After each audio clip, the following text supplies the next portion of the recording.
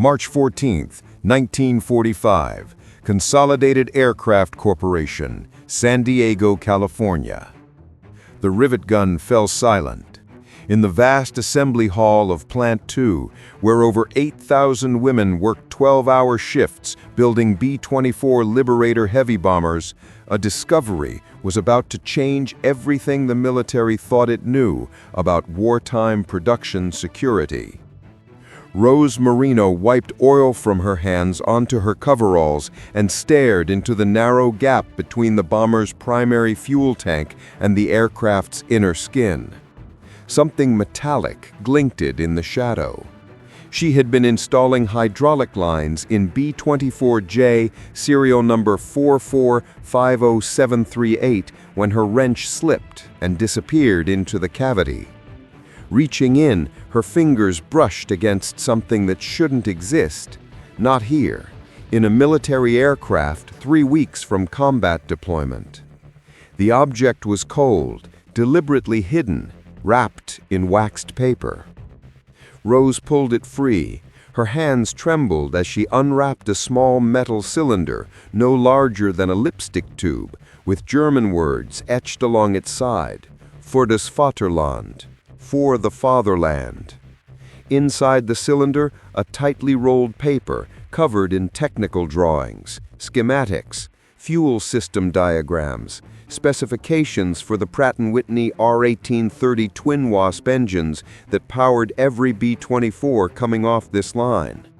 The assembly hall suddenly felt colder. 23,000 rivets held each bomber together. 1,400 women worked this section alone. Rose looked up at the rows of aircraft fuselages suspended from overhead cranes, their aluminum skins gleaming under harsh work lights. How many others carried secrets? She walked quickly toward the supervisor's station, the cylinder burning in her pocket. Around her, women operated rivet guns, installed electrical systems, fitted gun turrets. The noise was deafening, metal on metal, pneumatic tools hissing, the constant rumble of overhead cranes moving half-finished bombers down the line. No one noticed Rose. No one saw the fear in her eyes. Margaret Chen was the shift supervisor, a former mathematics teacher from Sacramento who now oversaw quality control for 300 workers. When Rose placed the cylinder on her desk, Margaret's face went pale. She locked the office door.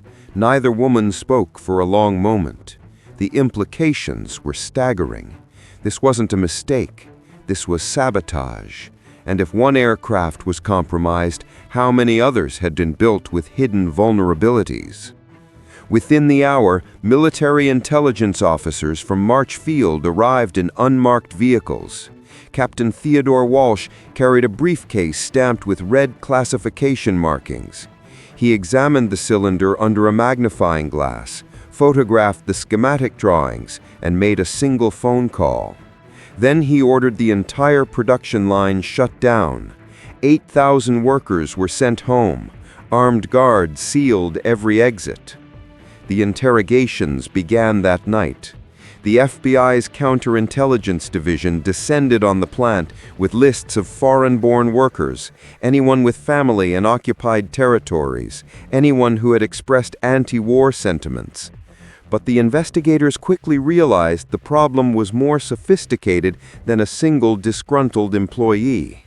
The cylinder had been placed during a specific construction phase, hidden where only someone with intimate knowledge of B-24 assembly procedures could access it. Someone who understood exactly when the fuel tank would be installed, sealing that cavity forever. Rose sat in a windowless office and answered the same questions repeatedly. Her hands still smelled of hydraulic fluid. She thought about her brother Anthony, a waist gunner on a B-24 in the 8th Air Force, somewhere over Germany. She thought about the women she worked beside every day, their fingers scarred from metal edges, their backs aching from bending over fuselage frames. Most had sons or husbands overseas. The idea that one of them might be working against the war effort seemed impossible. But the evidence was undeniable. Someone in this plant had access to technical specifications that were classified top secret. Someone understood the B-24's vulnerabilities intimately enough to document them for enemy intelligence. And someone had successfully hidden this information inside an aircraft that was scheduled to join the 493rd Bombardment Group in England within 3 weeks. Captain Walsh reviewed production records through the night. B-24J number 4450738 had been in assembly for 17 days. 243 workers had accessed that aircraft during various stages of construction. Electricians, hydraulic specialists, sheet metal workers, inspectors. The list was overwhelming. Dawn broke over San Diego. The Pacific Ocean glowed orange beyond the factory windows. Walsh stood in the empty assembly hall and looked up at the rows of suspended bombers. Each one represented thousands of hours of labor, millions of rivets, the coordinated effort of workers who believed they were building freedom. But now, every aircraft was suspect. The military made a decision. Every B-24 that had rolled off this production line in the past 60 days would be recalled. Every fuel tank cavity would be inspected. Every hidden space searched. If one bomber had been compromised, they would check them all. But there was another problem. The schematic found inside 4450738 wasn't complete. It showed the Pratt & Whitney engine specifications and fuel system layout, but the annotations were incomplete. Mathematical calculations trailed off. Reference numbers led nowhere. It was as if someone had been documenting the bomber's vulnerabilities but hadn't finished the job, or hadn't been able to. Rose returned to the plant the next morning under armed escort. Captain Walsh needed her to show him exactly where she found the cylinder. She climbed back into the fuselage, her flashlight beam cutting through the shadows. Walsh photographed every angle. Then he asked her to check the same cavity on the next aircraft in line. B-24J number 4450739. Same production sequence, same assembly team. Rose reached into the fuel tank cavity and felt carefully along the aluminum skin. Her fingers touched something. Another cylinder. Then another. She pulled them both free, and her voice barely rose above a whisper. "Captain, there are more." Walsh's face hardened. He climbed into the fuselage beside her and swept his own flashlight across the cavity. In the narrow beam of light, they could see small scratches in the metal, deliberate marks, coordinates, and pressed into the aluminum with what looked like a screwdriver tip, barely visible, a single word in English: help. March 16, 1945. Consolidated Aircraft Corporation, San Diego, California. The word carved into the aluminum changed everything. Help. Not a message for the enemy, a plea from someone trapped in their own deception. Captain Walsh ordered the entire B-24 production line disassembled, aircraft by aircraft, cavity by cavity. What they found over the next 48 hours revealed a pattern that defied simple explanation. 16 bombers contained hidden cylinders. Not all carried schematics. Some held blank paper. Others contained partial diagrams that led nowhere. The markings varied. Some messages were in German, others in English.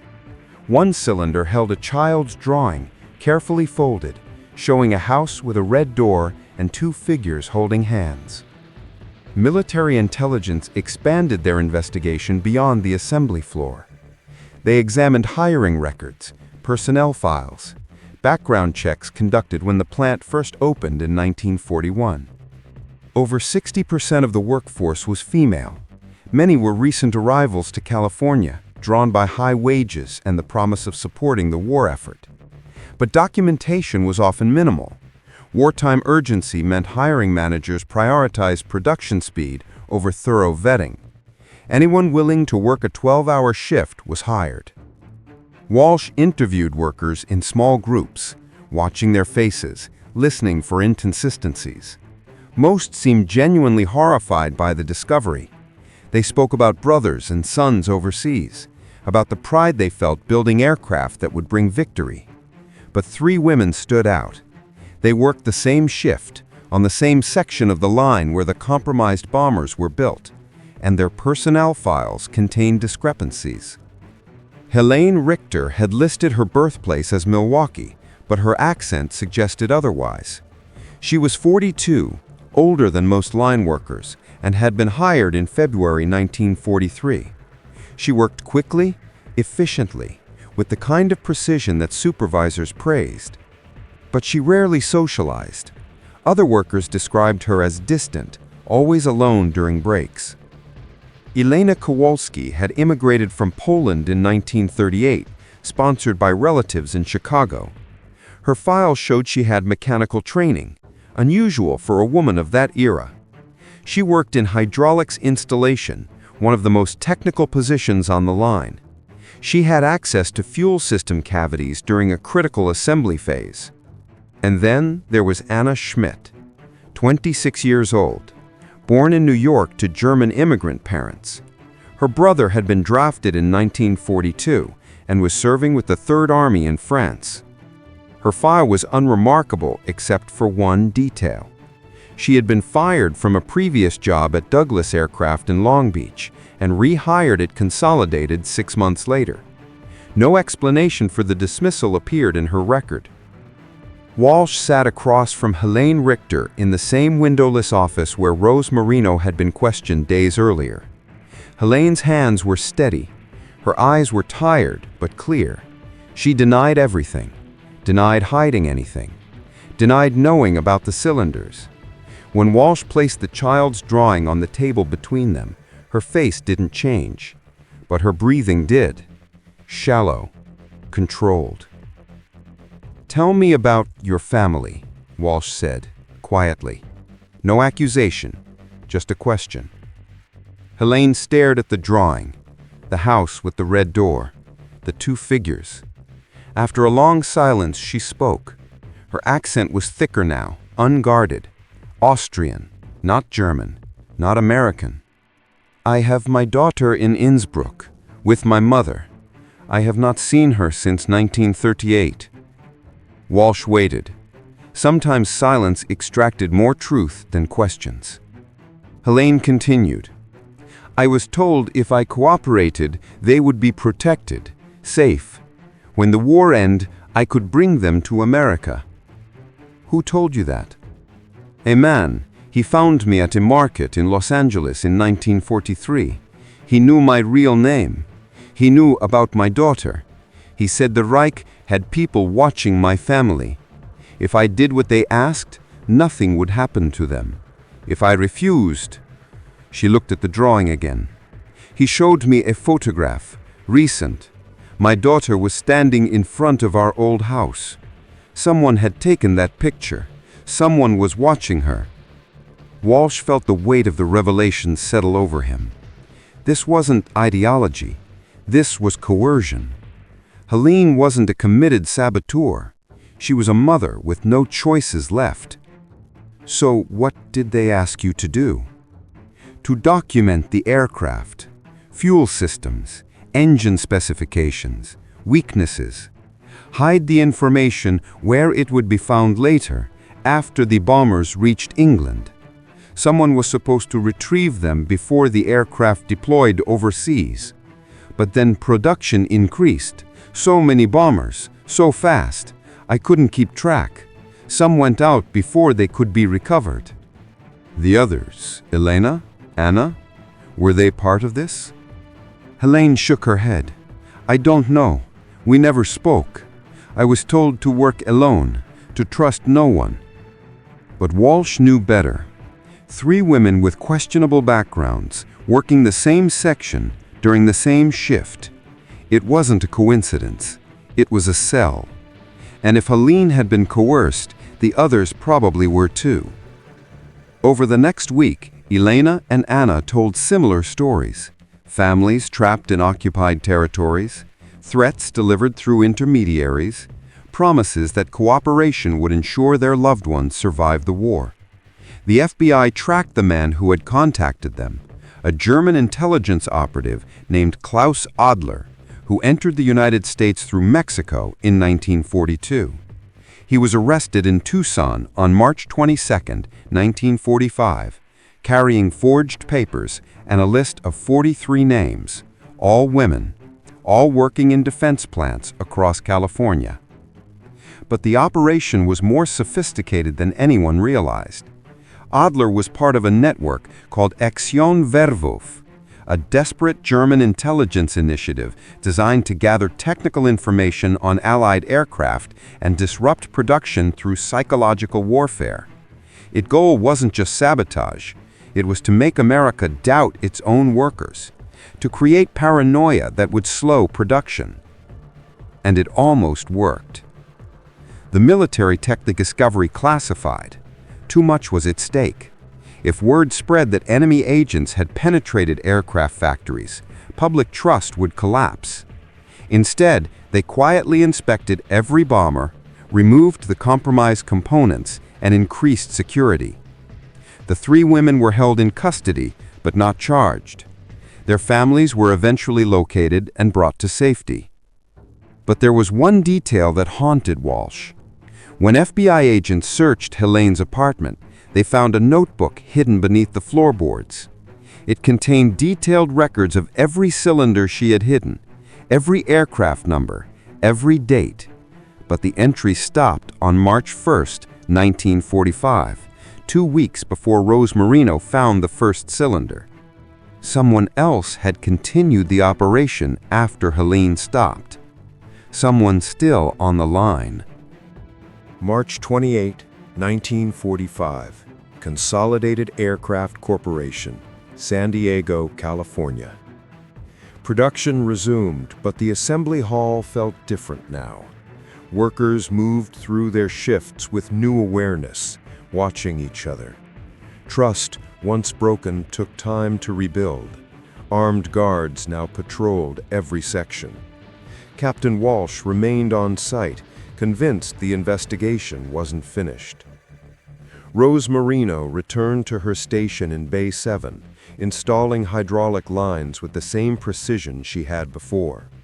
But something had changed in her. She noticed details now, the way certain workers moved, who accessed which aircraft, who worked alone. She couldn't forget the word carved into the aluminum: help. Someone had been crying out, and no one had heard them. On March 28th, during the graveyard shift, Rose was working on B-24J, number 44-50801, when she noticed a woman she didn't recognize. The plant employed thousands, so unfamiliar faces weren't unusual. But this woman moved with purpose, carrying a toolbox directly to the fuel tank installation area. She was older, perhaps 50, with gray hair tied back beneath a regulation work scarf.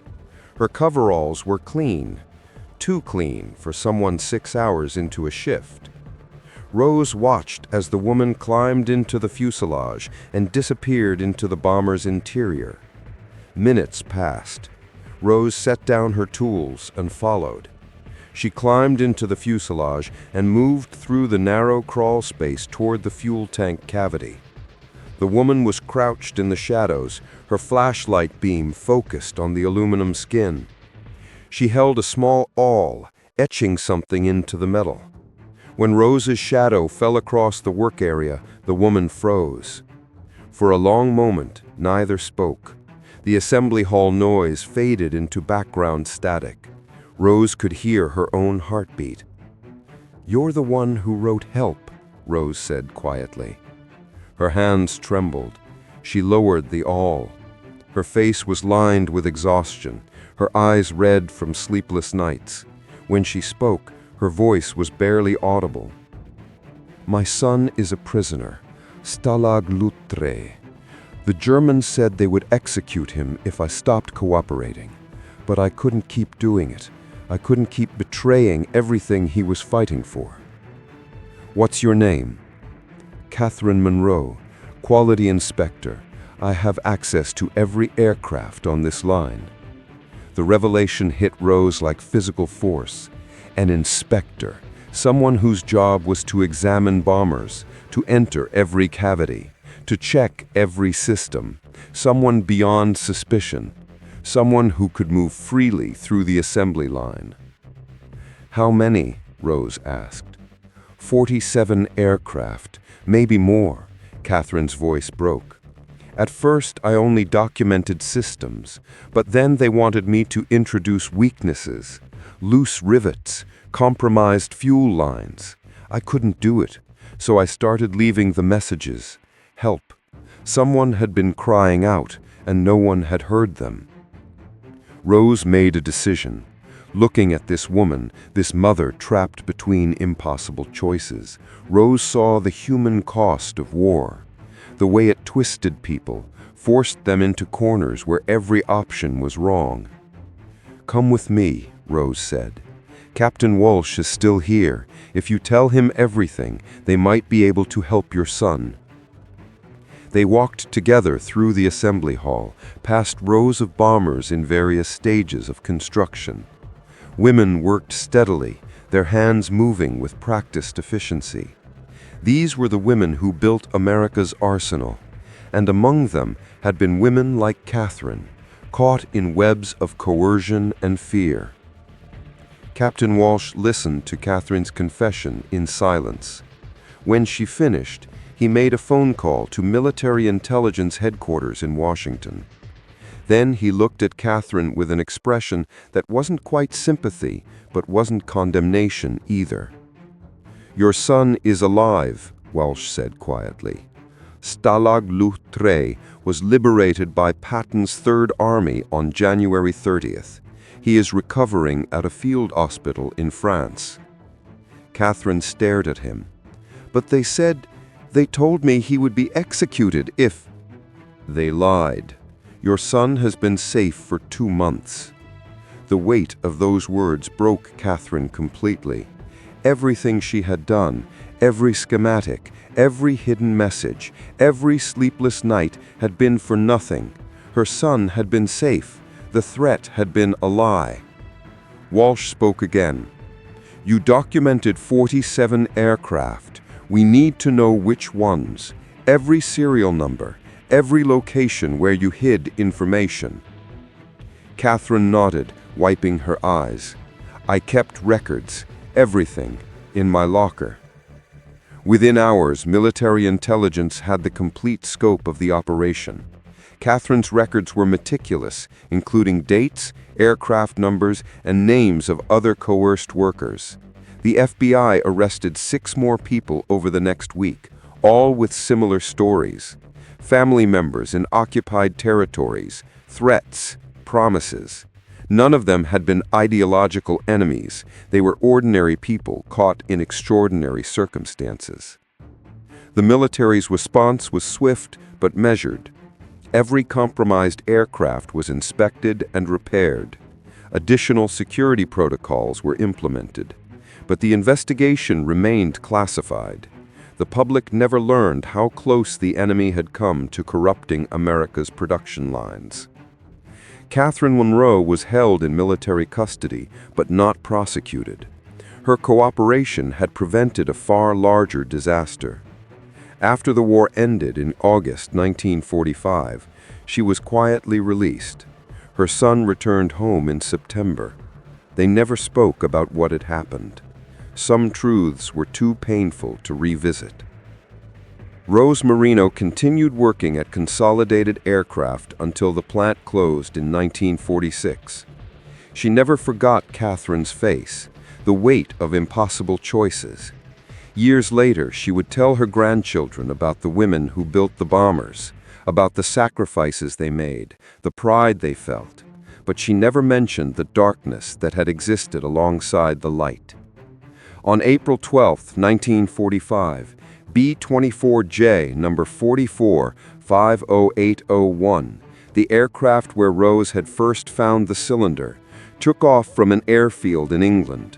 It flew 17 combat missions over Germany before the war ended. It never suffered a mechanical failure. The women who built it had done their job well. When the bomber returned to the United States after the war, it was dismantled for scrap. But deep in the cavity where Rose Marino had found the cylinder, the word help remained etched in the metal, a silent testament to a woman who had cried out in the only way she could.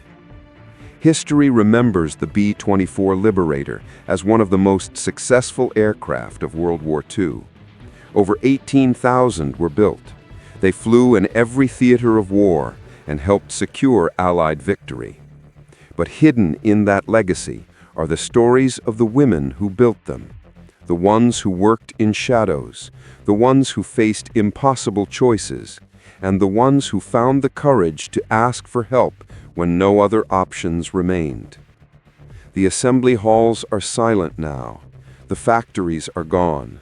But the echoes of that time remain, in the understanding that war is never simple, and heroism sometimes wears the face of someone who made mistakes, who faltered, who cried out for help, and who in the end found a way to do the right thing.